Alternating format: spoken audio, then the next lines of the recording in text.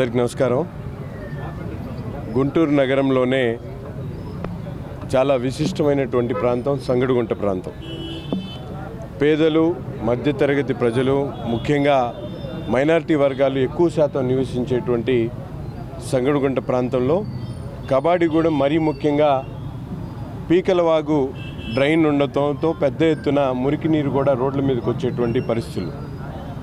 గత 5 సంవత్సరాల్లో స్థానిక కార్పొరేటరు గత ప్రభుత్వంలో గత పాలక సంస్థలో జరిగినటువంటి అవినీతిని ప్రశ్నించినందుకు 5 సంవత్సరాలు ఈ ప్రాంతాన్ని పూర్తిగా నిర్లక్ష్యం చేసినటువంటి పరిస్థితులు. కనీస అవసరాలు, మౌలిక సదుపాయాలు కూడా కల్పించకుండా ఒక దుర్భరమైనటువంటి జీవితం గడిపేటువంటి విధంగా ఈ ప్రాంత ప్రజలు అనేక రకాలుగా ఇబ్బందులు పెడుతున్నటువంటి పరిస్థితులు.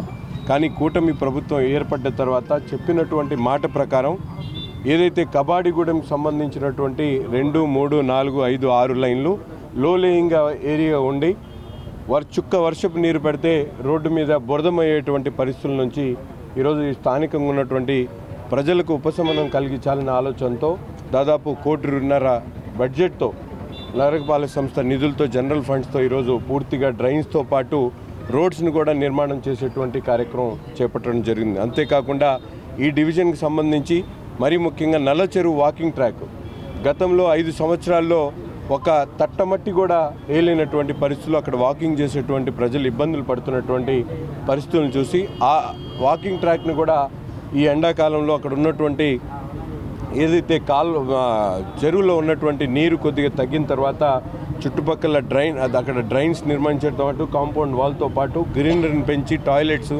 ఇటువంటి సౌకర్యాలన్నీ కూడా దాదాపు 17, 14, 15 వాటికి సంబంధించి 3.5 కోట్ల రూపాయలతో అభివృద్ధి కార్యక్రమాలు చేయడం జరుగుతూ ఉంది. పక్కనే ఉన్నటువంటి శ్మశాన వాటిక అభివృద్ధి కానీ, అలాగే ఇక్కడ హెల్త్ సెంటర్ని ఏర్పాటు చేసేటువంటి కార్యక్రమం, ఇవన్నీ కూడా ఒక ఆలోచనతో ఒక పద్ధతి ప్రకారం ఈ ప్రాంతంలో నివసించేటువంటి వాళ్ళకి మౌలిక వసతులు ఎక్కడా కూడా తగ్గకుండా అవసరమైనటువంటి ప్రతి ఒక్క కార్యక్రమాన్ని కూడా దూరదృష్టితో ముందు చూపుతో ఈరోజు పనిచేయడం జరుగుతూ ఉంది. కూటమి నాయకులందరూ కూడా క్షేత్రస్థాయిలో ప్రజలకు అందుబాటులో ఉంటా ఉన్నారు. వారి సమస్యలను కనుక్కుంటా ఉన్నాం. ప్రతి ఒక్కరూ కూడా చంద్రబాబు నాయుడు గారి నాయకత్వంలో ఈ రాష్ట్రంలో ప్రజలు ఇచ్చినటువంటి మ్యాండేట్ని గౌరవిస్తూ వారికి సేవ చేసేటువంటి అవకాశాన్ని సద్వినియోగం చేసుకుంటూ ముందుకు సాగుతూ ఉన్నాం. తప్పకుండా గుంటూరు తూర్పు నియోజకవర్గంలో ప్రతి ఒక్కరికి కూడా అవసరమైనటువంటి ప్రతి ఒక్క కార్యక్రమాన్ని కూడా బాధ్యతగా తీసుకొని సమర్థవంతంగా అవసరమైనంత వరకు తప్పకుండా నిధుల్ని సద్వినియోగం చేసుకుంటూ పూర్తిగా అభివృద్ధి చేస్తామని చెప్పి ఈ సందర్భంగా హామీ ఇస్తా ఉన్నాం.